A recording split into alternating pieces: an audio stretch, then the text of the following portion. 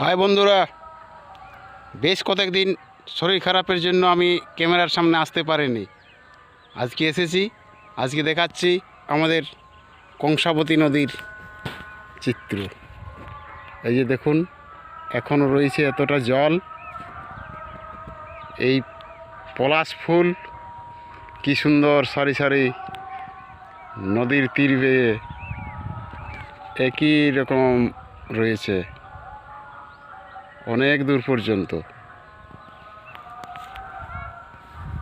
কতটা দেখাতে পারছি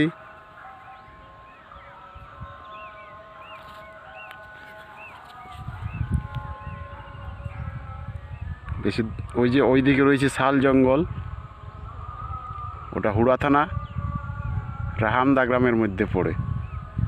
নদীতে এখন পুরোটাই পাথর। এই যে পাখি,